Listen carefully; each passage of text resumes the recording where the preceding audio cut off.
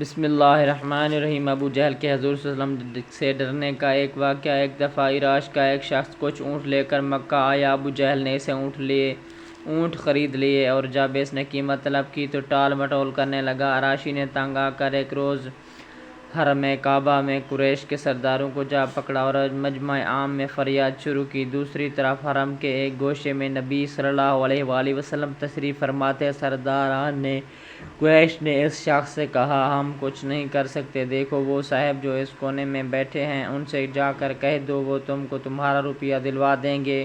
عراشی نبی صلی اللہ علیہ وسلم کے پاس چلا اور قریش کے سرداروں نے آپس میں کہا، آج لطف آئے گا۔ عراشی نے جا کر حضور صلی اللہ علیہ وآلہ وسلم سے اپنی شکایت بیان کی۔ آپ صلی اللہ علیہ وآلہ وسلم اسی وقت اٹھ کھڑے ہوئے اور اسے ساتھ لے کر ابو جہل کے مکان کی طرف روانہ ہو گئے۔ سرداروں نے پیچھے ایک آدمی لگا دیا کہ جو کچھ گزرے اس کی خبر لا کر دے۔ نبی صلی اللہ علیہ وآلہ وسلم سیدھے ابو جہل کے دروازے پر پہنچے اور کنڈی کھٹکھٹائی۔ اس نے پوچھا، کون؟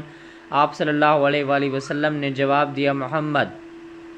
وہ حیران ہو کر باہر نکل آیا۔ آپ صلی اللہ علیہ وآلہ وسلم نے اس سے کہا، اس شخص کا حق ادا کر دو۔ اس نے جواب میں کوئی چوں چرا نہ کی، سیدھا اندر گیا اور اس کے اونٹوں کی قیمت لا کر اس کے ہاتھ میں دے دی۔ قریش کا مخبیہ حال دیکھ کر حرم شریف کی طرف دوڑا اور سرداروں کو سارا ماجرا سنا دیا اور کہنے لگا، واللہ آج وہ عجیب معاملہ دیکھا ہے جو کبھی نہ دیکھا۔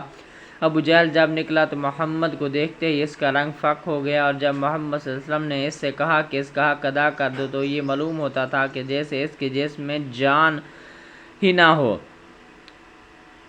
ابن ہشام جلد 2 ص 3 بالازری نے بھی انصاب الاشراف جلد اول میں اس واقعے کو نقل کیا ہے۔